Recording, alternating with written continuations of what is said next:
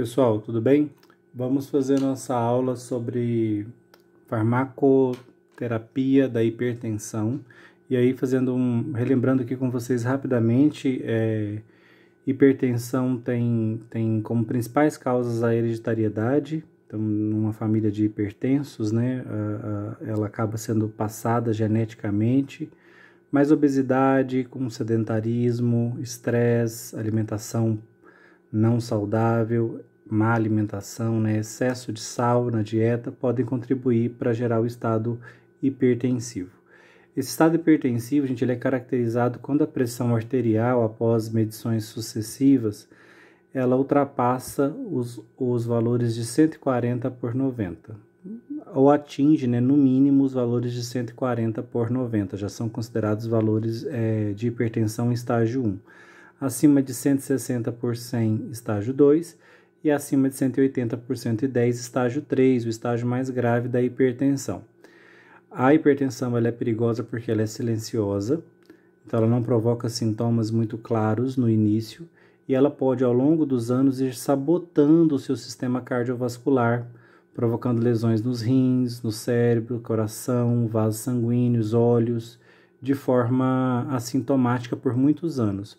Mas quando você percebe, a sua hipertensão pode ter sido a causa, por exemplo, né, ou uma das causas de um evento grave como um aneurisma, uma dilatação na parede do vaso. Isso aqui é uma aorta com uma grande dilatação, ó, com um aneurisma. Esse ponto onde o vaso sanguíneo dilata, ele fica muito fragilizado. Isso vai acabar levando ao rompimento dele em algum momento, né? Num acidente vascular hemorrágico bastante perigoso e muitas vezes fatal. Eu quero que vocês pensem em hipertensão, então, como um quadro de pressão arterial que é igual, que é no mínimo, né, de 140/90 milímetros de mercúrio, após algumas medições sucessivas, e lembrar que essa pressão arterial ela é provocada pelo fluxo sanguíneo contra as paredes do vaso. O que pode fazer o que mudou, né, na fisiologia desse indivíduo, que ele antes era saudável, tinha uma pressão de 120/80, de repente ele começa a registrar pressões arteriais superiores a 140/90. O que mudou nele? Gente, algumas coisas podem ter mudado. Ele pode estar com um coração mais acelerado que o normal, um coração batendo com maior velocidade, ou seja, maior frequência cardíaca, e maior força de contração, muitas vezes, maior contratibilidade. Isso vai fazer com que esse coração bata mais rápido e mais forte no período de 1 minuto, ou seja, ele vai conseguir em 1 minuto jogar mais sangue dentro dos vasos. A quantidade de sangue que o coração lança dentro das artérias em 1 minuto é o que nós chamamos de débito cardíaco. Quanto maior esse débito cardíaco, quanto mais intensa é a contração muscular do coração, mais sangue é ejetado dentro dos vasos, ou seja, mais sangue fluindo, maior pressão sobre as paredes. Outro fator que pode aumentar a pressão dos vasos é uma volemia aumentada, ou seja, muito líquido, muito sangue no corpo. Muitas vezes o indivíduo pode até apresentar sinais de que está excessivamente hidratado ou retendo muito líquido, porque ele pode ficar inchado, mas não necessariamente esse inchaço vai acontecer e o indivíduo pode estar registrando um volume sanguíneo mais elevado que o normal. Um outro fator é a resistência vascular periférica. O que é isso? Resistência vascular periférica aumentada. Significa que no hipertenso, os vasos sanguíneos dele estão contraídos, cronicamente contraídos, ou seja, oferecendo resistência ao fluxo sanguíneo, o que aumenta muito a pressão arterial, a pressão do sangue sobre as paredes das artérias. As artérias são as principais vasos que podem se contrair, né, porque tem uma estrutura muscular mais forte, mas eu também posso ter contração de capilares e de vênulas, inclusive. Então, embora as artérias sejam os meus vasos que toleram uma pressão mais alta, porque elas acabam distribuindo o sangue que é ejetado pelo coração ao longo das contrações cardíacas. Pensando assim, eu quero que vocês pensem, se eu tenho 3 problemas no hipertenso, né? Um débito cardíaco aumentado, muito volume e vasoconstrição, ou seja, resistência vascular periférica aumentada, como é que eu vou resolver o problema desse paciente? Eu preciso ter estratégias para uma abordagem farmacoterapêutica antihipertensiva. Quais são essas estratégias? Ora, se hipertensão é débito cardíaco alto, vamos reduzir esse débito cardíaco. Vamos agir sobre o coração, reduzindo frequência e reduzindo força de contração. Volume sanguíneo elevado é um problema? Muito volume de sangue dentro dos vasos aumenta a pressão? Aumenta. Então vamos reduzir esse volume sanguíneo como? Reduzir volume sanguíneo, reduzir volemia, a gente consegue promovendo diurese. Aumentar o volume de urina excretada por dia. Então agora meu alvo já não é mais o coração. Para reduzir volemia, meu alvo são os rins. Quero aumentar a liberação de água na urina, aumentar a diurese para reduzir o volume sanguíneo. E aproveito ainda para jogar sódio fora, caso um consumo excessivo de sódio também seja problema. Então posso promover diurese e natriurese. Natriurese é eliminar sódio na urina, quando ele está em excesso. Por fim, gente, se vasos contraídos aumentam a pressão arterial, ou seja, se um aumento da resistência vascular periférica me deixa hipertenso, com meus vasos contraídos, oferecendo resistência ao fluxo sanguíneo, aumentando a pressão, é fácil. Minha estratégia agora é vasodilatar. Eu tenho que reduzir essa resistência periférica promovendo vasodilatação. Então eu tenho 3 grandes abordagens para trabalhar a hipertensão arterial. Reduzir débito cardíaco, reduzir volemia com diurese, reduzir débito cardíaco reduzindo frequência e força de contração e reduzir a resistência vascular periférica com vasodilatação.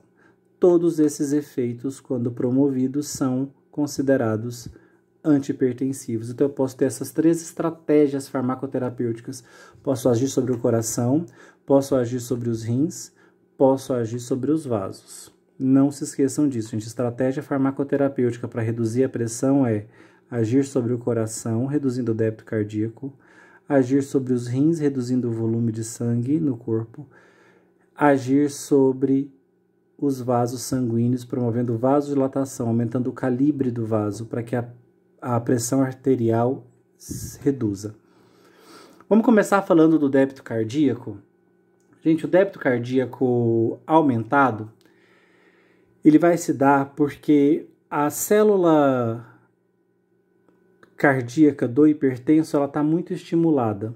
A célula muscular cardíaca, a gente se chama ela de cardiomiócito. Cito de célula, mio de músculo, cardio de coração. Então, a célula muscular do coração, cardiomiócito. Um cardiomiócito muito estimulado, ele está contraindo excessivamente. O débito cardíaco está alto, ou seja, o volume de sangue que esse coração está ejetando está alto. E a pressão arterial sobe junto. Por que esses cardiomiócitos, nessas células cardíacas, estão contraindo tão intensamente? Porque elas estão com uma ampla oferta de cálcio. Gente, célula muscular nenhuma contrai sem cálcio, seja ela lisa, seja ela cardíaca, seja ela esquelética. Ela precisa de cálcio para contrair. Aqui o cálcio tem um papel junto aos sarcômeros para promover contração. E aí o débito cardíaco sobe e a pressão sobe junto. Débito e pressão são diretamente proporcionais, né? Um sobe, o outro sobe. Se o débito cardíaco diminui, a pressão diminui. Então precisa ter cálcio. De onde que a célula cardíaca tira cálcio para poder contrair? Ela pega cálcio do meio externo, do intertício. Esse cálcio entra na célula cardíaca por canais de cálcio do tipo L. E esses canais ficam permanentemente abertos quando a célula cardíaca está sendo estimulada por adrenalina. A adrenalina é um poderoso estimulante do cardiomiócito. A adrenalina se liga no receptor adrenérgico, que é o receptor beta 1. Existem 2 tipos de receptor para adrenalina. Um deles é o beta, o outro é o alfa.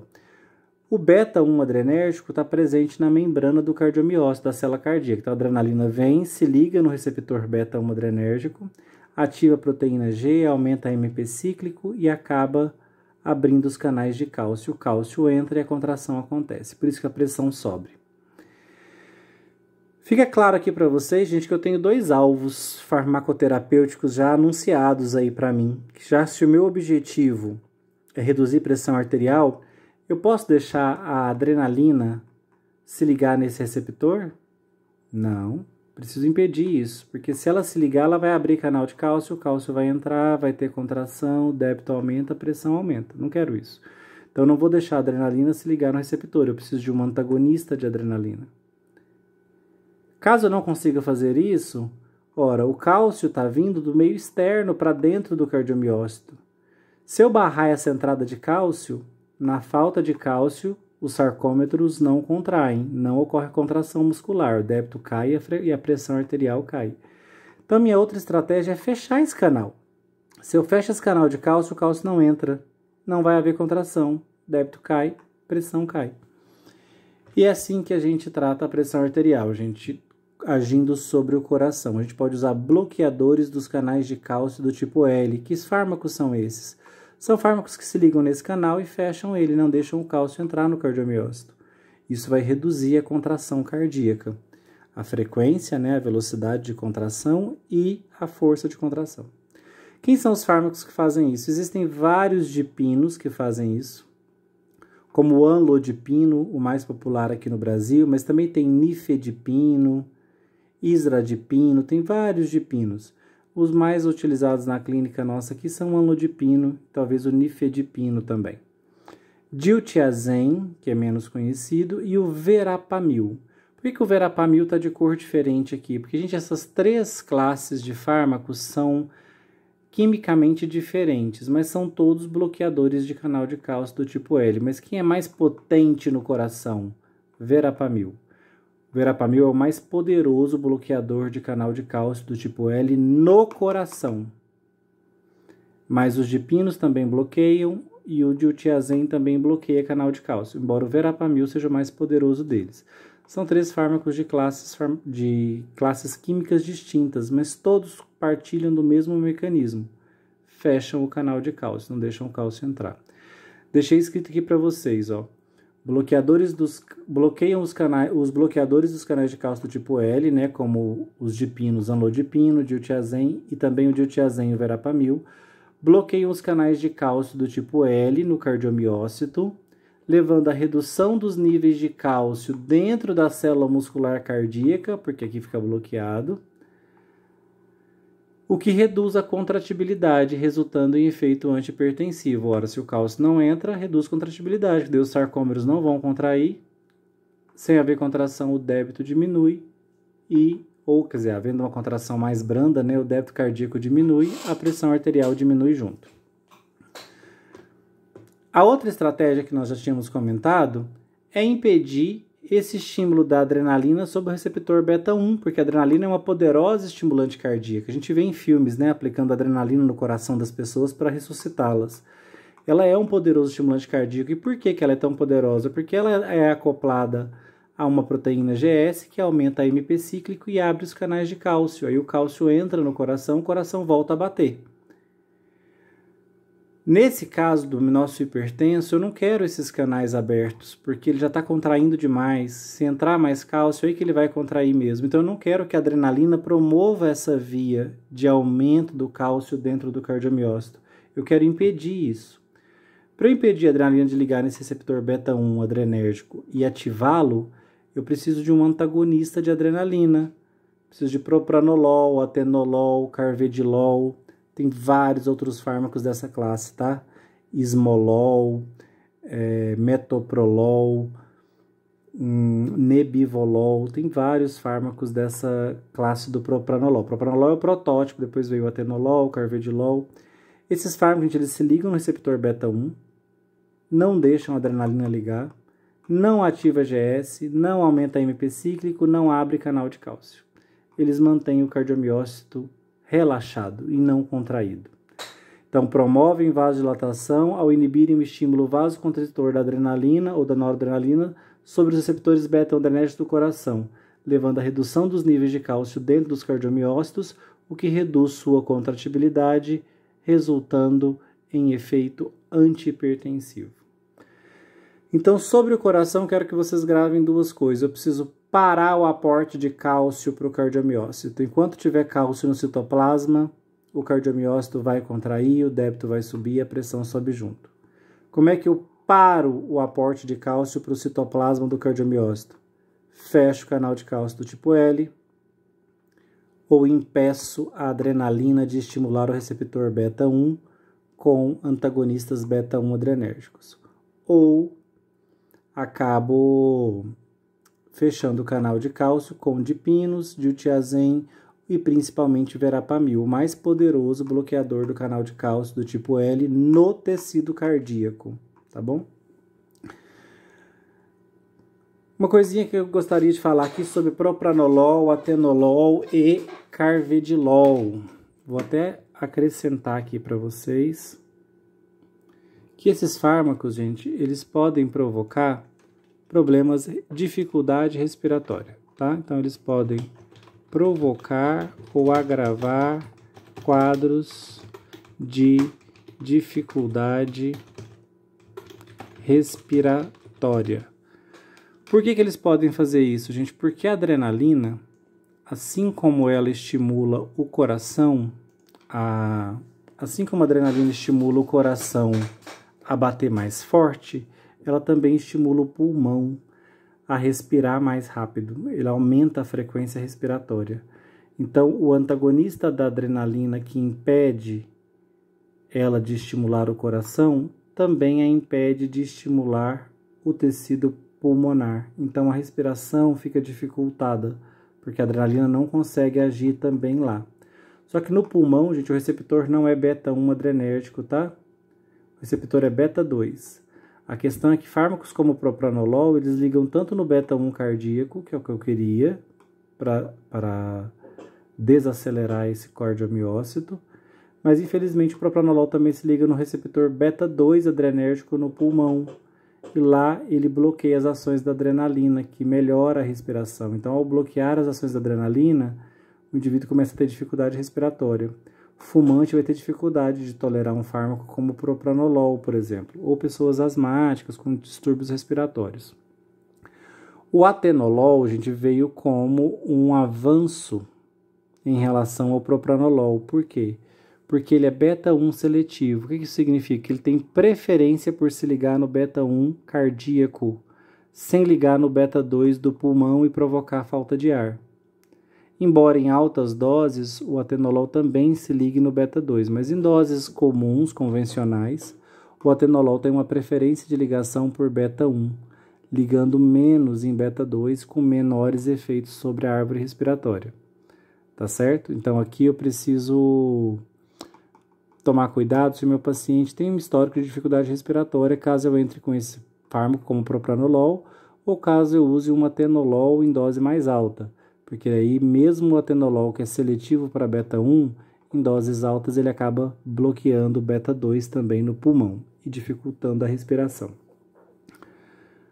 Lembra que na asma a gente usava um agonista beta 2, salbutamol, salmeterol, para o pulmão do paciente dilatar e ele voltar a respirar? Aqui eu tenho um antagonista do beta 2, no caso do propranolol. Ele se liga lá no pulmão e não deixa os brônquios e bronquíolos dilatarem, né? Não permite isso. Para mostrar para vocês, gente, que o outro alvo da nossa farmacoterapêutica é a resistência vascular periférica, é vaso contraído. Para tratar vaso contraído, eu uso vasodilatadores.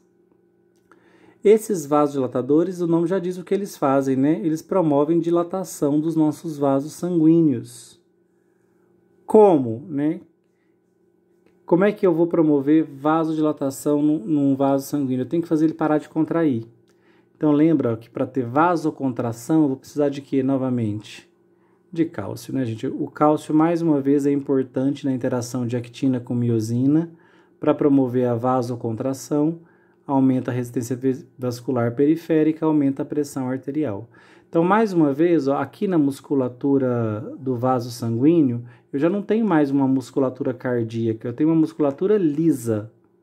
Só que mesmo na musculatura lisa, eu preciso de cálcio para que a actina interaja com a miosina e haja contração. Então, na musculatura lisa do vaso, eu também tenho canal de cálcio do tipo L, igualzinho no coração. E eu também tenho receptor adrenérgico que promove contração desse vaso sanguíneo para aumentar a pressão arterial. Só que aqui o receptor não é beta-1, o receptor é alfa-1 adrenérgico. E ele é ligado numa proteína GQ, que ele ativa, aumenta IP3 dentro da célula e isso aumenta a quantidade de cálcio. Então, olha que interessante, o cálcio pode vir por estímulo aqui do receptor alfa-1 adrenérgico, pela adrenalina, noradrenalina, ou ele pode vir de fora por um canal do tipo L. Isso vai aumentar o estímulo à contração cardíaca. Quanto mais cálcio tiver no citoplasma, maiores as chances... Desculpa, contração cardíaca não, isso vai aumentar o estímulo à contração do vaso. Quanto mais cálcio dentro da célula muscular lisa do vaso, maiores as chances dele estar vasocontraído, com resistência vascular periférica aumentada e aumento da pressão arterial de forma indireta. Nesses casos, gente, o nosso corpo tem um mecanismo para vasodilatar.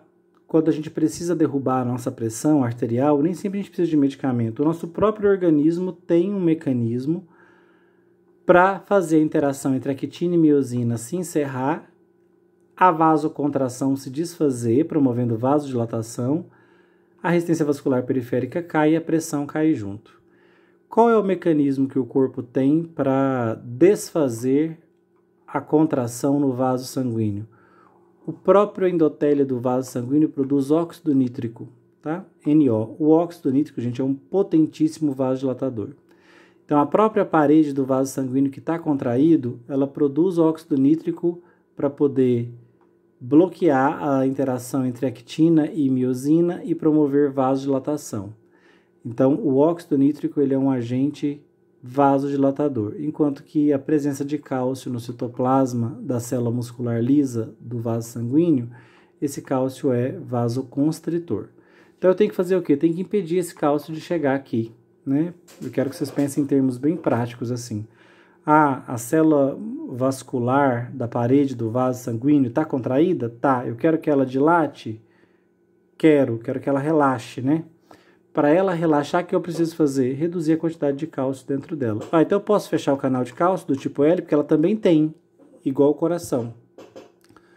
Posso sim, gente, usar um bloqueador de canal de cálcio do tipo L. Mais uma vez, podem ser os dipinos, o dietiazem e o verapamil. Viram que aqui eu mudei a cor para os dipinos? Por quê? Porque os dipinos, como o dipino, são os mais potentes bloqueadores de canal de cálcio no vaso. Lembra que o verapamil era o mais potente deles para bloquear canal de cálcio do coração. No vaso são os dipinos. Então eles bloqueiam os canais de cálcio do tipo L na membrana celular lisa vascular, levando à redução dos níveis de cálcio dentro da célula, cálcio cai porque fechou o canal, o que reduz a sua contratibilidade. Claro, sem cálcio, célula muscular nenhuma contrai como antes, resultando em efeito antihipertensivo. Minha outra classe farmacológica que eu quero chamar a atenção para vocês, gente, agora é os antagonistas não do alfa-1, mas do beta-1, não do beta-1, mas do alfa-1 adrenérgico. Isso é uma coisa que um farmacêutico precisa saber, um enfermeiro também precisa saber, porque vão lidar bastante com esses medicamentos na prática clínica, né? Um médico também vai precisar saber disso. O que ele tem que saber? Que no coração, o receptor adrenérgico, o receptor da adrenalina, é o beta-1 adrenérgico. No pulmão é o beta-2. Mas nos vasos não tem beta. Nos vasos, o receptor que predomina é o receptor alfa-1 adrenérgico acoplado à proteína GQ. Ele aumenta IP3 e aumenta o cálcio, levando à contração, aumento da resistência, aumento da pressão. Esse receptor alfa-1 adrenérgico, quando estimulado pela adrenalina, leva ao aumento da pressão arterial. Então eu posso antagonizar, mais uma vez, como eu fiz lá no beta-1, eu posso usar antagonistas agora alfa-1, para não deixar a adrenalina promover vasocontração. Quem são os antagonistas alfa-1 adrenérgicos? Prazosina, doxazosina, terazosina. Eles promovem, gente, vasodilatação ao inibirem o estímulo vasoconstritor da adrenalina sobre o receptor alfa-adrenérgico nos vasos sanguíneos, levando à redução dos níveis de cálcio dentro das células da camada muscular vascular, o que reduz sua contratibilidade, resultando em efeito antihipertensivo. Então, eles são antihipertensivos porque, ao bloquearem as ações da adrenalina sobre o receptor alfa-1, eles acabam redundando numa queda nos níveis de cálcio. Por isso, a vasocontração fica reduzida. Um outro jeito de se fazer isso é copiar o que o próprio corpo faz para vasodilatar. O corpo, quando está muito vasocontraído, não produz óxido nítrico. A gente pode dar uma mãozinha para essa produção própria de óxido nítrico do endotélio e fornecer mais óxido nítrico para promover relaxamento, para desligar a actina de miosina, relaxar o vaso, reduzir a resistência, reduzir a pressão.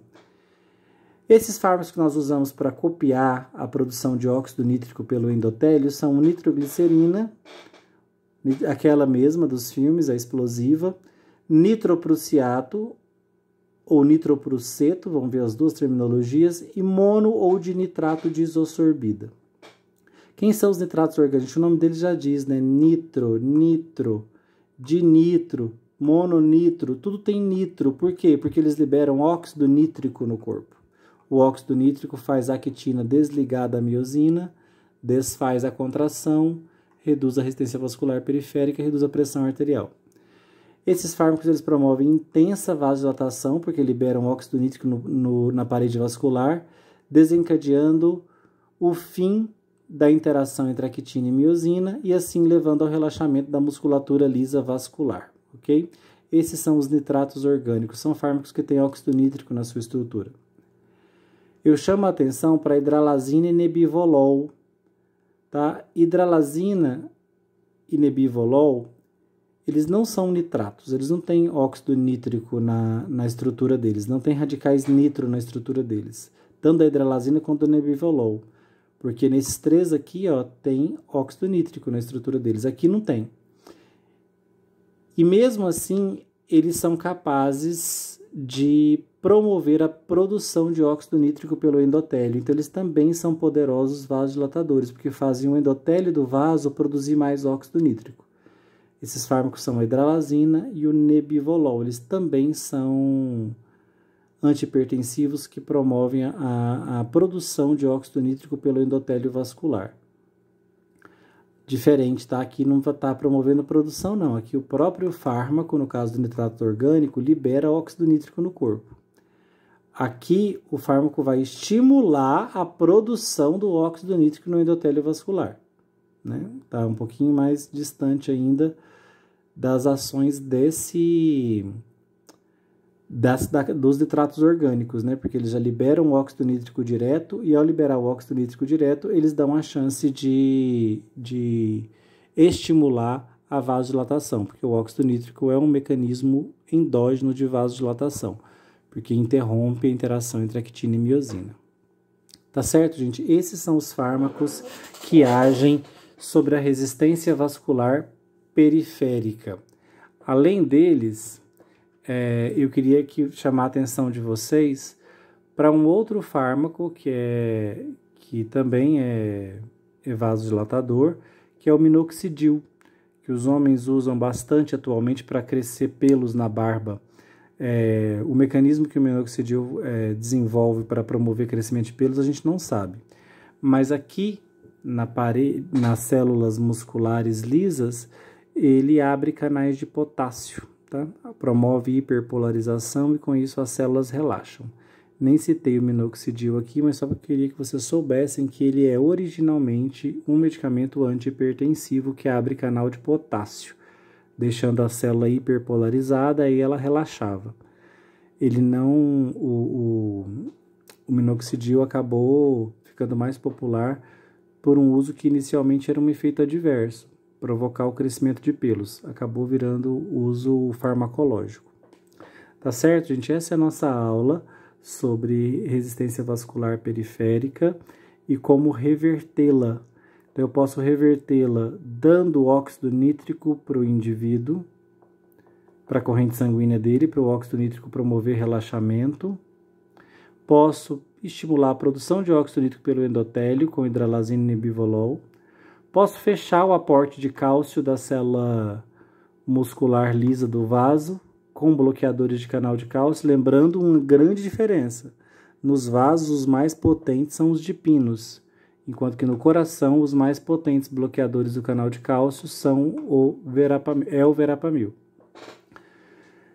E lembrando que se no coração eu tinha que impedir a adrenalina de ligar no beta 1, aqui eu preciso impedir a adrenalina de ligar no alfa 1, no vaso sanguíneo, porque o vaso sanguíneo não é rico em receptores beta, ele é rico em receptores alfa 1. Então não deixa a adrenalina ligar no alfa 1, para que não ative GQ, não aumente IP3 e não aumente os níveis de cálcio. Eu preciso manter cálcio baixo, gente. Preciso manter cálcio baixo tanto na célula muscular cardíaca quanto na célula muscular lisa, ok? Se os níveis de cálcio sobem no coração, contração, aumenta a pressão. Se os níveis de cálcio sobem no vaso sanguíneo, vasoconstrição, aumenta a pressão. Eu tenho que manter os níveis de cálcio baixo. Por isso que os bloqueadores do canal de cálcio eu uso tanto para tratar, para fechar os canais de cálcio do coração quanto do vaso. Por isso que eu antagonizo as ações da adrenalina tanto no coração quanto no vaso, embora em receptores diferentes. Mais uma vez, no coração, beta 1, no vaso, alfa 1. Ou libero o óxido nítrico para copiar um mecanismo biológico que o nosso corpo já faz para promover vasodilatação. Nosso corpo, quando a pressão está alta, naturalmente produz óxido nítrico. Então a gente copiou essa ideia e desenvolveu fármacos que liberam óxido nítrico no sangue ou que estimulam o endotélio a produzir óxido nítrico, que é o caso da hidralazina e do nebivolol. Certinho? Então conseguimos ver aí metade da nossa aula. Vimos,